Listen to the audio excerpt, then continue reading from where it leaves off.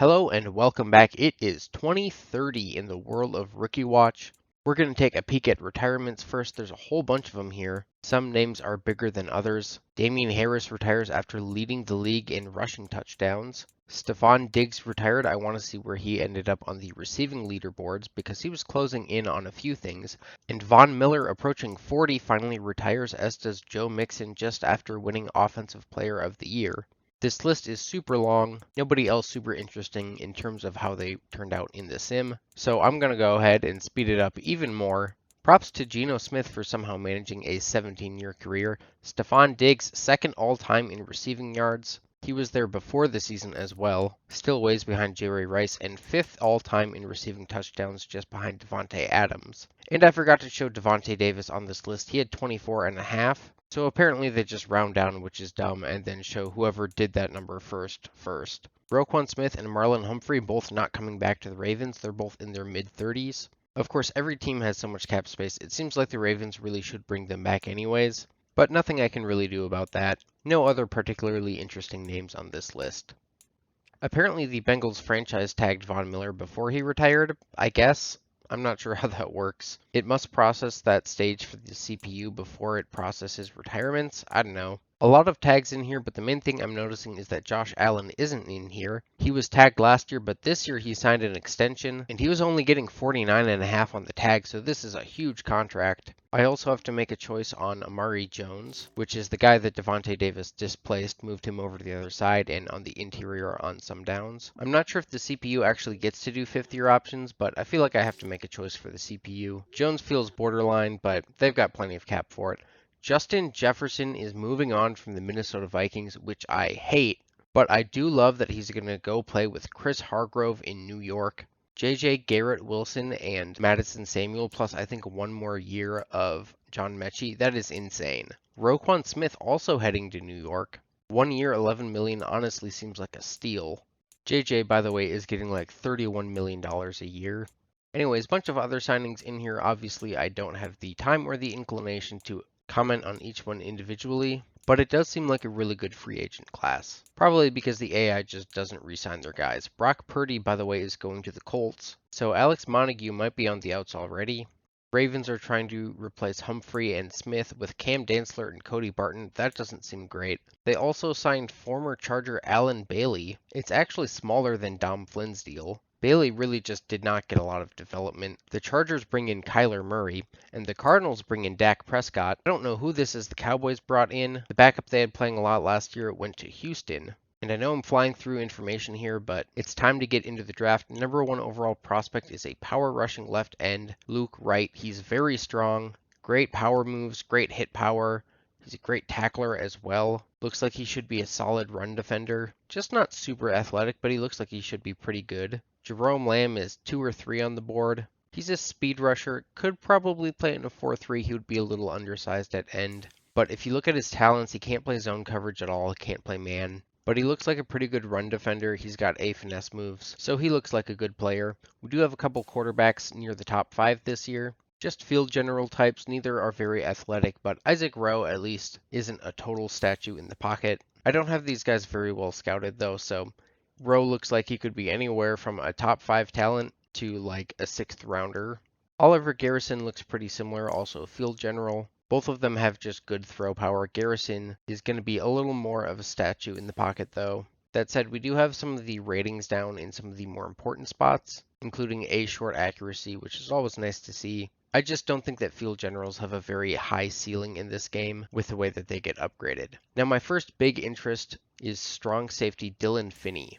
He is already 23, which I don't love, but he's a fantastic athlete for the position. Would like to see higher agility and change of direction, but if those are at the high end of that range, it's fine. The speed and acceleration are definitely what jump out at me. Lots of B's in here, but I love the A man coverage. That's really intriguing to me. Block shedding could definitely be higher, but his skill set is really interesting to me. Our first corner on the board is Jose Lawton. He's a man corner in theory, but really he mostly just looks like an athlete who can be developed.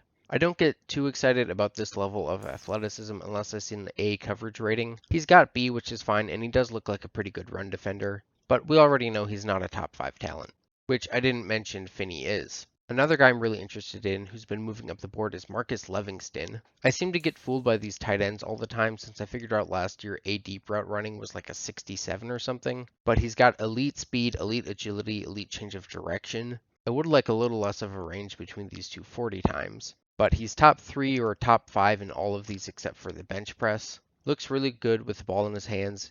He's great at catching the ball, which the guy that I liked last year had a little lower ratings in those respects. Good medium and deep route running, and the short route running just isn't that important to me, but he's not a top 5 talent, so I'm a little bit hesitant.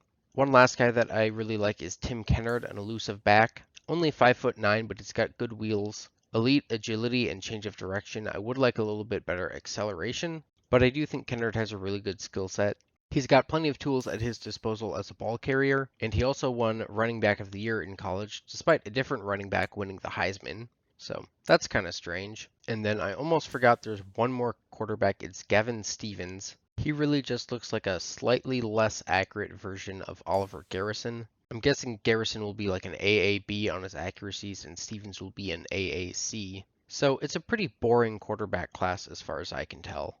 Without further ado though, let's get into this thing and see where everybody goes. The Miami Dolphins are on the clock, and with the first overall pick, they take Luke Wright. Number 1 projected pick, he's a power rusher. They definitely had needs at that position. The Eagles take Jerome Lamb 2nd overall. He should probably play end in their system. And then Isaac Rowe will replace Alan Bailey in LA. We'll see if he starts over Kyler Murray. New Orleans trying to protect Herbert, they take a tackle. And then the second quarterback off the board, Oliver Garrison. So it's another vote of no confidence in Alex Montague. They also acquired Martin Wagner from the Commanders. Not really sure why you bother making that move. It's also possible he was just cut or something, but I couldn't find it in the transaction log. There's my guy, Dylan Finney. The Falcons do have 2 pretty good safeties who are just in the middle part of their careers and haven't really established themselves. We'll see how they play that situation. And then another player I really liked goes next. Marcus Livingston to the Rams, and they only have 1 tight end on the roster, but it looks like he recently signed a long-term contract. So we'll see if they plan to use 2 tight ends a lot or what exactly the deal is there. It does seem really early to spend a pick on a tight end if he's not going to be the day 1 starter, but you never know. And at number 10, there's the running back I liked, Tim Kennard. I don't remember who they had last year, but looks like a pretty good chance he'll be a day 1 starter for the Titans, which we haven't seen a lot of with these running backs. By the way, Trey Lance is still there, did not regress a whole lot. We'll see if Ryan Hopkins gets to play in his 2nd year. He does have star dev, but hopefully he's good enough to win that job. Let's go ahead and see the rest of the draft. First corner off the board at number 11, and now we go back to back. The Jets draft a tackle to replace Jamil Barrett, who they lost in free agency. Gavin Stevens goes to the Browns, so maybe the end for Mike Stachelsky. Lions looking for a pass rusher to pair with Aiden Hutchinson. Ravens looking to replace Marlon Humphrey. And I'm running out of guys I'm familiar with, so let's speed it up a bit. I didn't do as good a job with the scouting this year, so I ended up with a lot of guys in the back half of the first round that were at like 55%. I could just skip this part, I suppose, but I do like to see who everybody picked in the first round. We do have another first round running back, this time to the Patriots. The Broncos go boring and draft a guard, although they probably needed that. Kansas City Chiefs take a safety for the 2nd time in 3 years. And the Bears will clean up the first round by taking a guard. Now let's check out the players. The first overall pick, Luke Wright, is 74 overall and normal dev. He does not look at all like his thumbnail did. And A power moves turning into a 76 seems terrible. Jerome Lamb looks a little bit better, same overall, but he is hidden dev. I did move him to play end, and I think his overall went down a couple points, but it seemed like a much better fit. 78 finesse moves. Devontae Davis, by the way, came in with 86 speed and I believe 92 acceleration. So good athleticism, but not really special here for Lamb. Isaac Rowe is a 73 overall. Really good short and medium accuracy coming out. Throw power is fine. I just fear that the deep accuracy will never get developed. But I won't rule him out. He could be good. I do wish that the game wouldn't randomly have morale drops for rookies who just got drafted. Now, normally I don't bother to look at the offensive line players drafted, but this guy looks awesome. 78 overall. He's got hidden dev, and he's a great all-around power blocker off the bat. Oliver Garrison is another 73 overall with normal dev. I'd say he'd actually look slightly worse than Rowe. Athleticism aside, his accuracies are a little lower across the board. And I'd guess he doesn't even start over Purdy. But here's the good stuff. Dylan Finney is an 80 overall. He's hidden dev. He's got a very interesting set of ratings. The thing that sticks out to me most is 82 man coverage. His big issue is once he gets blocked, he's not going anywhere. But he's got the athleticism to get around those blockers. My big gripe is the hit power is a little bit low for a strong safety. Downhill safeties are most fun when you can pop somebody at the end of it. But he's got a great skill set. I moved him to corner just to see, and he's a 79 there. Marcus Livingston is a 75, which is pretty good. 89 speed is good. The acceleration isn't particularly good. The catching is great. The route running is just meh across the board. I'm getting fooled by that again. I would like the catch and traffic to be higher. This is pretty athletic for what the game has generated in this sim. The total skill set just isn't quite enough for me. Tim Kennard, however, is a 78, 96 agility, 90 both speed and acceleration. And then the juke move is 92 with 91 change of direction. I gotta think that's a template breaker for the 92 juke move. Pretty good vision, spin, stiff arm as well. And then he's not really going to be out there running great routes, but you can check down to him and he'll be able to do a little with the ball. It's a very playable skill set for Tim Kennard. Just not totally sure he's the guy, and I'll get back to this later. I was really high on him at first. But Dylan Finney is the highest overall guy in the draft. He's at a position where I think it's rare for that to be the case in this iteration of Madden. And it also happens to be a position that I really like usering. Checking out some other players first, Alante Ringer went to the 49ers. Not somebody I'd really looked at pre-draft, but hidden dev. Looks like he has the athletic tools to be good in pass defense, but isn't there yet. By the way, after the departure of Brock Purdy, they're going to be playing Kenny Pickett. We've got a couple 99 speed receivers, including Chad Perkins to the Giants. He's got 94 jumping, so another weapon for Jeremiah Edwards, and George Burgess, who also has 97 acceleration and better route running. Jose Lawton was the top corner on the board. He does have hidden dev, and he looks like you could really develop him into any type of corner, which is kind of cool. Another interesting player, Clyde Stackhouse, 99 spectacular catch, 92 jumping, but he's only got 84 speed, and this guy's playing wide receiver. I mean, I gotta be honest, I have no idea what the Rams have at wide receiver. I know they took Livingston with like the 7th overall pick, but I'm going to move this guy to tight end. He's got some skills that are crazy for that position, but he's just not athletic enough to be a wide receiver in my opinion. Just now noticing he's only 5'11", but he's a 7th round pick. I don't know, we'll make him weird. He's a 70 overall. He's got hidden dev, so if he can get some good upgrades, we'll be able to balance out that skill set a little more for the position. Certainly not going to be the guy that we play as, but he'll be fun to watch. The Ravens had a really good draft. They took Shamir Arsenault. 6'4", 191. This dude's skinny. Sort of like Lawton, I think he's a guy you develop into a man corner. He just doesn't have the same versatility that Lawton does. Pretty good defensive lineman pick as well. At 304 pounds, I'm moving this guy to defensive tackle, which is also a bigger need for them. They also got a hidden dev tight end. Develop him behind Mark Andrews. Now back to Kennard. The athletic profile seems great compared to a lot of running backs that start out in the game, but both where the veterans have developed to and the guys that are generated, they're just so much faster. He's the slowest running back on his team actually. His acceleration is going to be quite low. His agility is really, really good. That makes him one of the most agile backs in the league, but the change of direction isn't particularly good. This really just makes me want to play as Noah Bailey. Meanwhile, Finney is tied for the fastest strong safety in the league. Daxton Hill is a little bit faster at free safety. There's some more competition on acceleration, but he's tied with guys who are on the first page. And he's already a top player in terms of man coverage. Can't tell exactly where because of the stupid morale thing. But that kind of settled it for me. I did want to get back on offense, but I also kind of wanted to get out of the AFC. I can almost guarantee that next year we will do a skill position player on the offense. I'll try and make that happen one way or another. But this team still has Lamar Jackson. Devonta McDowell is down to star. I think with receiving back skills, it's just hard to put up the numbers that you need to maintain the development as a running back. If I noticed that he'd lost X Factor after his rookie year, I probably would have fixed it. But knowing that he didn't even do enough to keep superstar, yeah, makes sense. I love this team's receiving core in Drake London, Carlos Townsend, and Jarius Judge. They're going to have a rookie starter at left guard. This offensive line is really not very good. I'm going to guess that's the main problem with this team, at least offensively. I want to say they won 6 games last year. They've got a lot of guys in the low 80s on their defensive front, but nobody who's really amazing. And by the way, we're into preseason now, so these boosts are all from coaching. The morale has been reset. It's kind of the same story at linebacker as well. You've got 3 different guys sitting at an 81. And almost all of these guys in the front seven that are good are also veterans, so it's not like they're about to turn into superstars.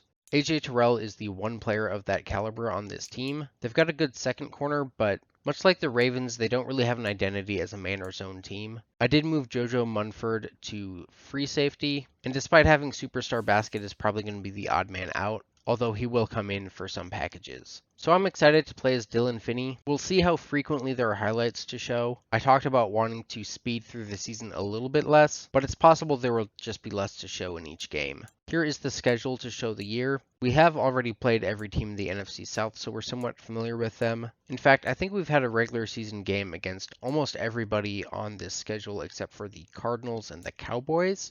Not 100% sure on that, but we will see the AFC North again. I did also notice there's a 73 overall hidden dev center they drafted, so he'll be starting right next to the hidden dev left guard. And I signed a kicker because the one they had was just a practice squad guy. I want to say Lidge was one of the guys to hit a 60-yarder against us last year. This Falcons offense was near the bottom of the league last year. I think this is 7th worst in total yardage, and it looks like they were middle of the league in passing yards. I guess maybe a little below average, although 4,600 seems fine. But then they were the 4th worst rushing team in the league, which seems pretty bad when you have Lamar Jackson and a young X Factor at running back. 4th worst in points per game as well. The defense that Dylan Finney will join was middle of the road in total yardage as well.